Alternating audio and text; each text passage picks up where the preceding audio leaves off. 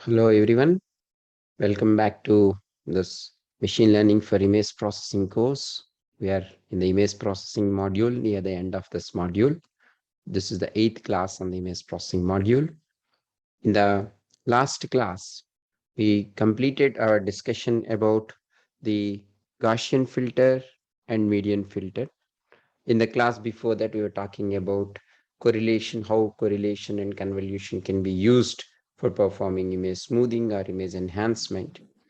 And in this class, we'll try to cover how to deal with some boundary issues that you would come across while you are applying filtering, followed by that, if time permits, gradient filters and Laplacian filters, we will discuss in this class. What was the question asked at the end of the last class? Right. The question was, what is the mask that you can use for performing median filtering? That's the question I asked you guys to work out. So any answers for that? Well, a quick answer to that is you cannot specify a mask for median filtering. Since Because of linearity, sir. Right, that's right. It's a nonlinear filter. Okay, why it is nonlinear filter?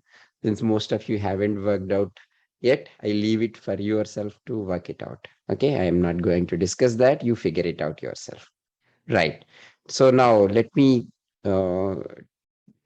take you through one more important aspect while you are dealing with these images.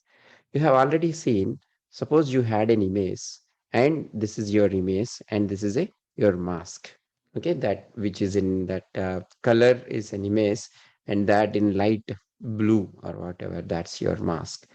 You could notice that while you are dealing with the pixels that are either at the edges and even particularly at the corners, you do not have the image information here, right? The image is just limited there. So either you should assume something, some intensity value beyond its boundaries and buffer with that and compute, or else you should leave it as it is. So what I mean by that is you compute the results for a valid region as shown here. So you have all these options available when you are applying this. There are all these different things you can do. For example, and that is what would affect the size of your output image. When you say, let's say your filter 2 will help you to apply a filter in 2D. I'm just mentioning in MATLAB, but you could do it in something else. That's old MATLAB. It says it should be something else. I leave it to you to figure out. Then it's through shape, you would mention that. Typically, you would go for same. That's the shape that you would get. What does same mean? Is that the size of your input image and output image will be the same. That's what here the same means.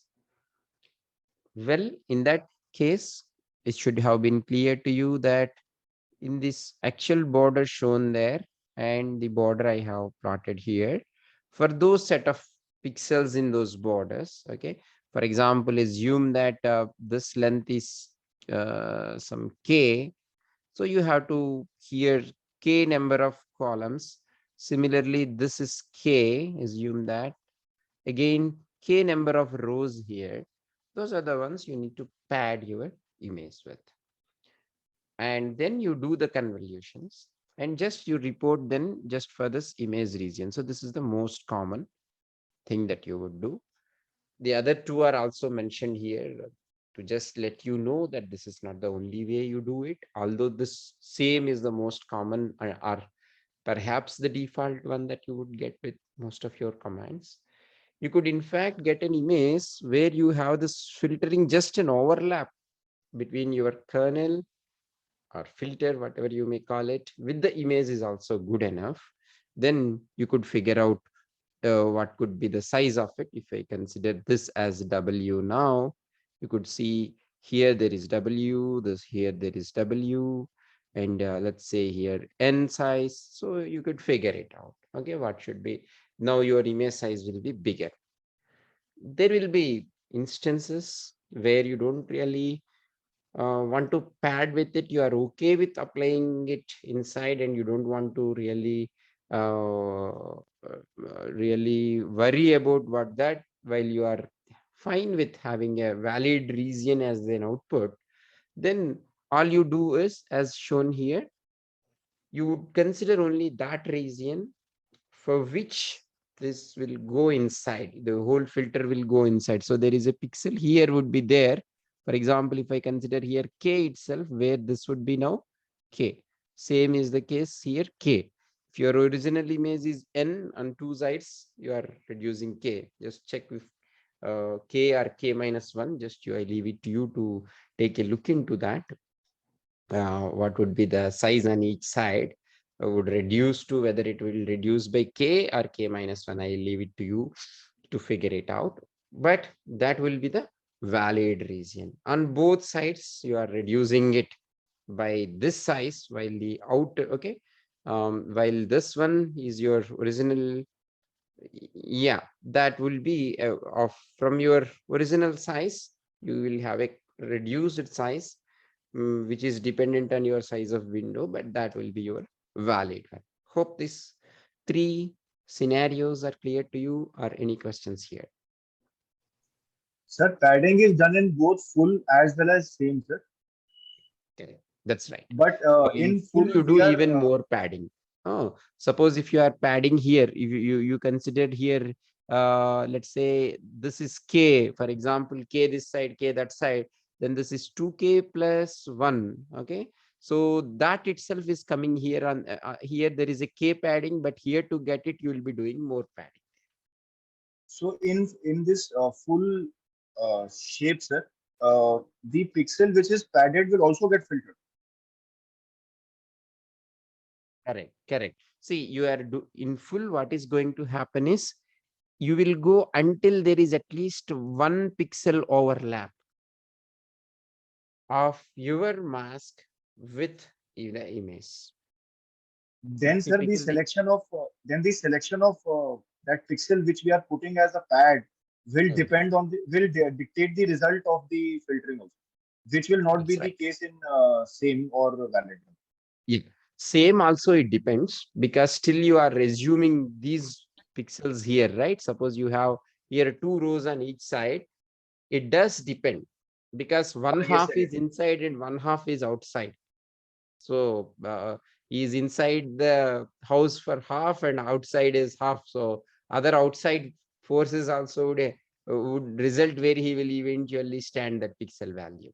Sir, then But will the image not change in this full? I mean, we are adding extra information to that image, so that image will actually change because we are considering extra that padded pixel also. oh, anyway, image, yeah, image size, that's what you perhaps mean. Image is anyway going to change, because after you apply the filter, your intensities are going to change. It is the image size that is going to change in both full and valid. And same Yes. means image size would remain same in the middle one. Then I'll go ahead. This I think we discussed in the previous earlier, I think first class on image processing, or the next class after that. You could know how do you pad. You could see, as I mentioned, most of the times you would go with the same. Then how do you still, it requires padding, right? So how do you pad? There are different ways. You need to look into the context as well on while you how you are padding it. Suppose a typical one could be in your image, you need to pad, let's say, two columns here. This is your border here, right? You do a reflection. So that means, let's call this as column 1. This would be same as column 1, the same column you would keep. This is 2, you might keep this as also 2, and so on and so forth. That is referred to as replicating. And another way is there, for example, where you know that your whole image content is inside, okay, and black is something that tells you the absence of object or part of your background. This could be also quite common. In such cases, you would do is a numerical scalar. Here it is 0, or it could be the other way around. Assume that your object is black and your boundaries are in white. Just like my image, if you see this side, you have all white pixels. Of course, not exactly white, it is varying. For some reasons, you might be happy with just putting then white, or it could be the other way round. So depending on the context, you would then use numeric scalar. And anyways, in both these two, it will introduce you some new frequencies. Suppose after your padding and filtering, you are going to look at the frequencies that you are going to obtain, and if it is going to affect you. You all know from DFT the periodic nature of it. So you, in such scenarios, you may go for a circular padding. What does that mean? I have this image, the whole image A. I keep that image here. I keep A here again, the same image. Okay, it is making my slide look very ugly, but I'll just, for the time being, I'll draw it. A here, A here. Then that would give me the, now what I will do based on that, I will, you could think of, I put one more A here also, because there is, oops, there is a corner also. Okay, right. So you could think that I have put you another thing here, the same thing here, and then finally take whichever region I want here. That's circular. Okay. Then replicate, sorry, what I initially said was symmetric. That's the reflection. Replicate is whichever column here is there, the last, or here in the, for that matter, it is first. We'll put that simply here. You will continue to whichever things. Okay. Same thing for this row here, you will do to whichever extent. And same thing you will replicate here to as many rows you want, and here as well, this you replicate to as many columns as you want. So it, as I said, in many instances, you might not, this might not be a serious thing, so you could use any of them. For example, it doesn't really matter if you are looking for some, just some edges, but you should be conscious of it depending on what is the type of filter you are applying, and what are the subsequent filters that you are going to apply, and what is the nature of features that you are going to extract from that, and how is it getting impacted with this type of padding. I think in the beginning classes we discussed, while we perceive the image, it's not really the every pixel intensity we look into in perceiving the content of that image. What is it that helps the most as a human being for us to perceive the content of the image? What feature do you, would you say is a very key feature that helps us in perceiving the content of a given image? Sir, edges, sir, and the That's extent right. of that That's edge. right. Yeah, that's right. I just, if I put a smiley here, you still understand that I'm drawing in some guy's image who is smiling there. All I kept there is nothing. Literally, I just have drawn few lines there, because those typically form the edges of an image. You are able to very quickly make an inference and see how many pixels you are looking at there. You are not looking at any other pixel intensities here on a given image. It is just the edge information is good enough in quite a few instances to recognize, make inferences out of that. So it is quite common that there are instances where you extract edges, give it as an input to your system rather than feeding your whole intensity. See, this might be 1,000 by 1,000 image. So that means I need to, you are not literally looking into that 1 million pixels. Rather, you are just looking at the content that is there at those pixels, and the rest you could ignore. But still, you can make some inference out of the content of that image. Right. So then my next question is to you is, given an image, how can I find edges? Or let me even simplify the question. What could be the, how do you detect an edge? For example, intuitively, you have seen me, for example, you are looking at my video. How do you think that you figure out that this is the edge Here is at my face. When you look at, let's say, just consider a single row here. Okay, Sir, there will be a sudden change of sudden, intensity. right, very Sudden good, change in right, intensity. correct. So one possibility is a sudden change of intensity. Very good. So how can, what is the mathematical operation that would detect sudden changes? Gradient. Very good. Gradient. What about derivative? What is the difference between derivative and gradient? Okay, so maybe I would say an image, I could say f of xy, let's consider, okay. I'm still in the continuous domain to begin with. Later we will make a switch to discrete domain. But f of xy, what do you mean by derivative? I think this is a better way to pose the question. What is the derivative of it? What is the gradient of this f of x? What is the gradient of f of x? What is the derivative of f of x here? You tell me that. You would like to start, would you, yeah, with which you can start with whichever you know. This you would have seen, D. right? And now you tell me, what are the, when you say derivative because of f of x, what could be the derivatives of that? Either in terms of dx or in terms of dy, but not together. Correct. So since they are both are there, two variables are there, if you want to say it one dimensionally, so what is the way you represent them? You use partial derivatives there. Dou f by dou x will give you one derivative. In y, you will get dou f by dou y. Now, at least this you should answer. How do you write gradient of f? You tell me this. How do you compute gradient of f? See, first thing is in an image, suppose I go this way, row wise. Okay. Assume that this is my x. Okay. Let me call this as x, this as y. Suppose for every row, I am finding out the derivative here row wise. That would give me dou f by dou x. I now go along the y direction and compute a derivative. How I compute will come a little later. That will give me dou f by dou y. Here I am keeping, you could say here, while computing dou f by dou y, the column is kept constant. So x is constant and I am computing there dou f by dou y. Another is giving me dou f by dou x. Okay. Now you tell me what, how is gradient defined? Question is gradient of f a vector or a scalar? Vectors. Vector. Right. Now you tell me the answer.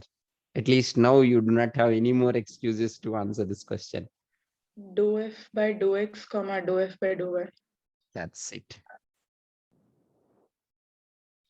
This vector, array is not the right word. It's the vector here.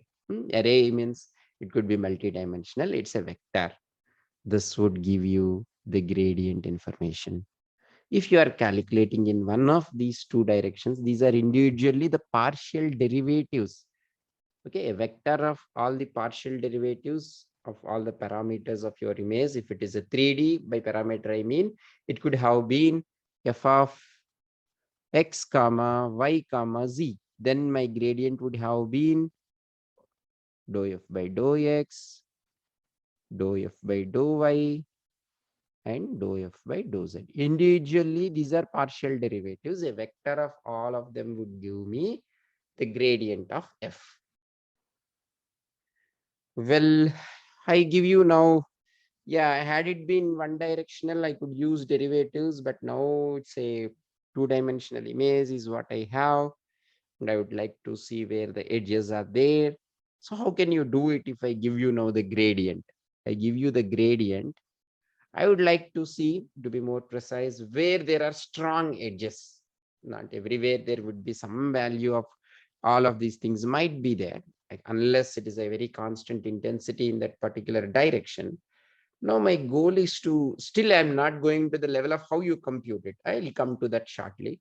Before that, don't forget again, let's come back to the 2D case itself. That's good enough for our current purpose. Extension is very straightforward. When I say gradient of f, it means gradient of f of xy. Our definition of that is dou f by dou x, comma dou f by dou y. I have this vector. Now my question is, how can I give you this information of this vectors Okay, I have, let's say, m by n image. I give you m by n into another m by n image where each pixel I store a vector, that it's a two-dimensional vector having dou f by dou x and dou f by dou y. Now, can you tell me where in this particular image there are strong edges? Suppose I want to see a strong edge. What if there could be, let's say, this is, I'm just putting some numbers.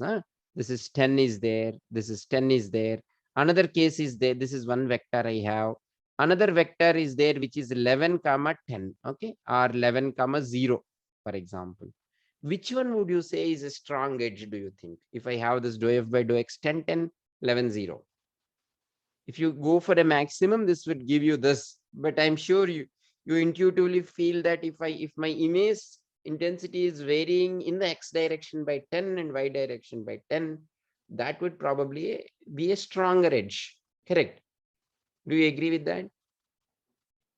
So probably Yes, sir. maximum of dou f by dou x and dou f by dou y is not the best thing to do. Any other thing can you suggest? Point where magnitude is maximum. What do you mean by magnitude? You tell me that. Like square root of dou f by dou x square plus dou f by dou y square. That's all. That's all I was expecting. You see, you compute the magnitude of this vector.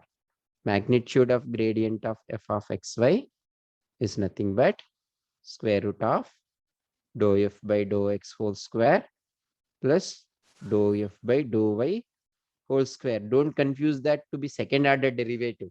Okay. There are two components. You just simply compute a vector magnitude. That's all you have to do there. Well, I am computing across pixels. So in that case, I could even drop the square root, isn't it? Because it's a relative value I'm looking at. So I could have even computed dou f by dou x whole square plus dou f by dou y whole square. Sir, in the above Yes. dou f by dou x, is the dou f by dou x itself a vector or just an? You tell me that. I You think dou answer f that. by dou x itself a vector, right? No, this I am calculating it x comma y location, isn't it? So this is f of x comma y if you Okay. want me to write. At a given pixel location, you are computing in the x direction how much it is varying. It's a simple scalar.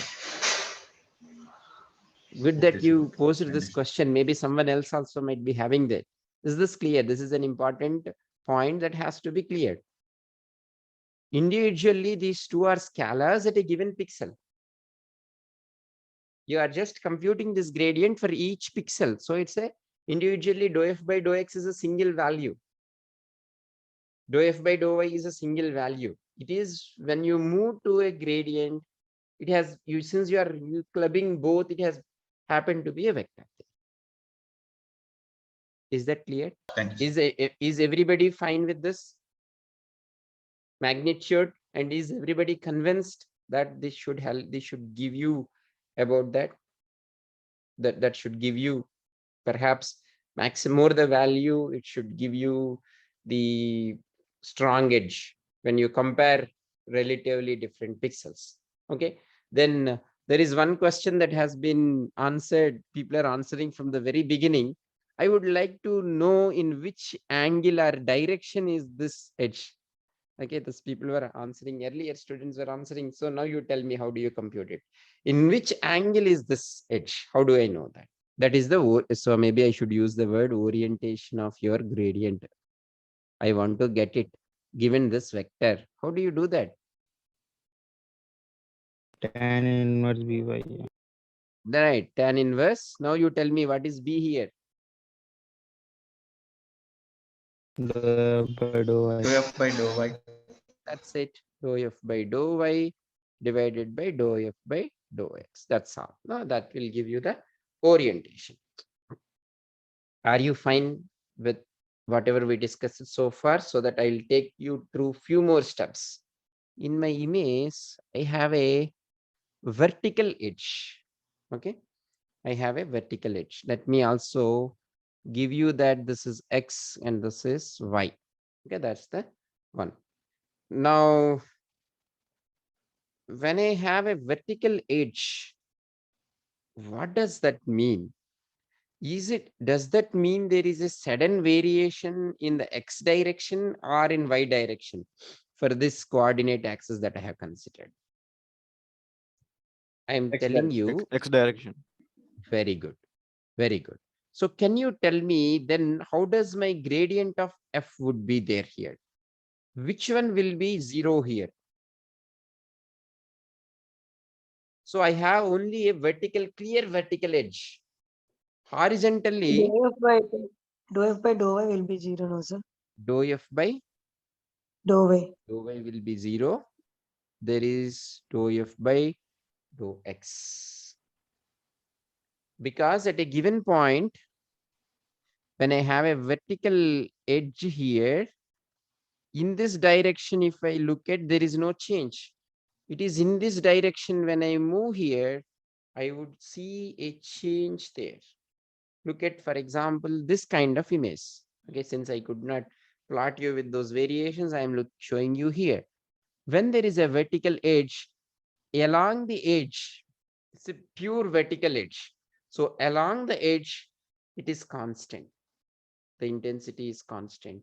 Only along your horizontal axis, there is a variation there. And now, of course, the duality of it is having a horizontal edge. And then that in that case, horizontal edge, if that is an horizontal edge, you will have 0 comma dou f by dou y, right? A follow-up question to you is, can you now establish a relationship between edge versus gradient? You have an edge here. What is the relationship between an edge and a gradient in terms of its orientations? What is the? Edge will be perpendicular to gradient. Very good, very good. Edge and gradient are perpendicular to each other. It is a normal. Gradient gives you a normal to your edge. If in my image, my content is something like this, okay, this is all in one color, that's the another one is in just a different, this is let's say 255, all the 0, then my gradient is like this, which means it is perpendicular to your edge. So this distinction between edge and the gradient has to be absolutely clear to you. Edge and gradient are perpendicular to each other. I keep repeating the same point in almost all the classes where I discuss this, but students will be committing the same mistake. Am I asking you to compute horizontal edge or horizontal gradient?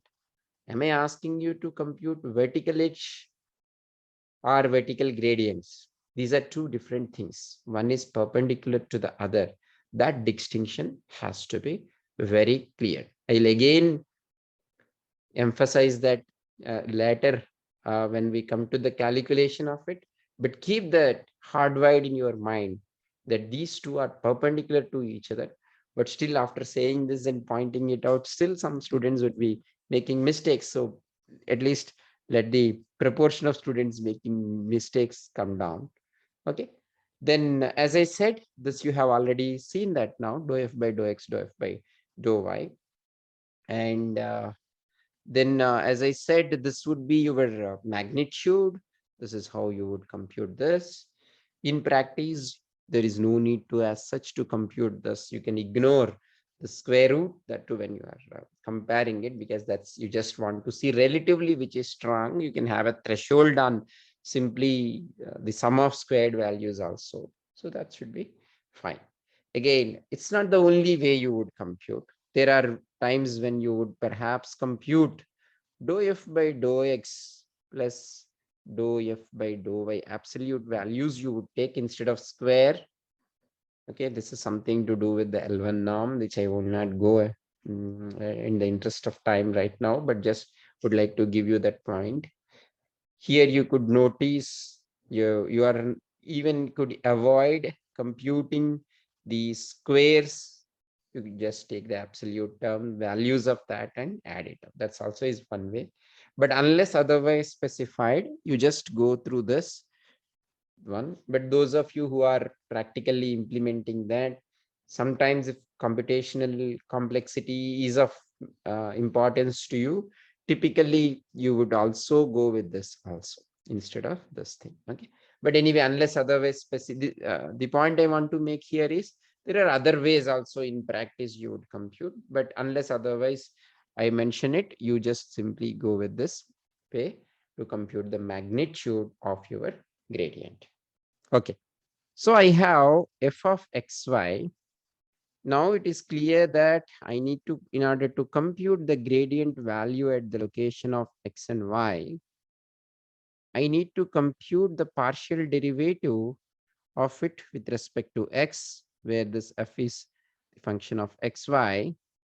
And another thing that I need to compute is dou f by dou y. Now, how do I compute dou f by dou x? You bring an infinitesimal change in x. Look at the derivative. So from the continuous time domain, I'm now moving to the discrete domain. You bring a infinitesimally small change in the x value, and see with that you have, let's say, x1 and infinitesimally change or x plus delta x. For this, you compute what is the value of f of x plus delta x. If you want, in both places you have comma y also, y without anything varied. Now you see for delta x, so for example x plus delta x minus x, that will give you the delta change you made. Since I considered this as first here, I would keep here f of x plus delta x comma f of x. That is what this very definition of dou f by dou x is. Okay, if you want, you put second parameter comma y, that comma y is same across all. Okay, for both f and f of x plus delta. This is a partial derivative. So comma y, f of minus f of x comma y. Is that way of looking at things clear? If so, I would now talk about delta x. What could be the values that you could consider for delta x? Well, is this the only way that I do? Can you suggest me something? Yeah, maybe I will write one expression now. For example, now, let's say here I have an x value. Here, let's say I have my x is in this direction. Assume that this corresponds to an index of x naught. What would be the index of this now? Index I am talking about, not the intensity at that pixel. What is the index of it along the x-axis? X naught plus 1. That's all. What is the index of this? X naught minus X 1. naught minus 1. Right. Now you tell me my delta x is equal to 1. Okay. Then what is my dou f by dou x value? F of F of x plus 1 minus f of x. comma y minus f of x comma y minus, in one case this is x plus 1, in another case this is x. So simply f of x plus 1 comma y minus f of x comma y by 1. Can I, is it another way is also essentially you could see that to find out the derivative, you take a difference of it with respect to its neighbor, and the distance by that you would divide it. This is by the way, if you have already seen discretized derivatives, you will know that in the finite difference methods, if you have studied, I'm sure you should have studied in calculus, this is called as forward difference scheme. Now I could have written this as dou f by dou x equal to f of x comma y minus f of x minus 1 comma y. Since I have in the same order, you consider the f here, just like I put here x plus 1 minus x. So similarly, you keep x minus of x minus 1. So that's 1 here. So this will be equal to f of x comma y minus f of x minus 1 comma y. This is called as, now you should tell me the name, easy to guess. Backward. Backward difference scheme. Backward difference scheme. Well, you also make a note here. This is to compute the derivative at x comma y location. Okay, assume that this is x naught. To compute it in this formula, you are using the pixel intensity at x plus 1th location, which is forward to it, a pixel before it. On the other hand, to compute at x comma y location, you are looking at intensity at that location and a pixel before that, so which is backward to it. So that's why it is referred to as backward difference. Another way is also there, where, can anybody help me, what could have been this, the another formula for it? Can you think of any other way of computing this derivative other than this forward and backward? X plus comma 1 comma y minus, can you tell me some other way? f of x minus 1 comma 1. Right, y divided by, then what will you get? Whole thing divided by 2. 2. correct. X plus 1 minus x minus of x minus 1, that will give you 2. Whole thing. So in a way, you are taking this length here, basically. Forward difference, this length is 1. Backward difference, this length is 1. Now to compute it here, you are looking at how the intensity is changing. The first case with respect to a pixel before it, that is forward difference. You are computing it based on what is there behind it, that's backward. And now you are keeping it at center and looking at both forward and backward. So this is referred to as central difference scheme. Okay, central difference derivative, if you want partial derivative. So this is the central difference one. These are the 3 ways. Okay, now it's just a very simple extension of it.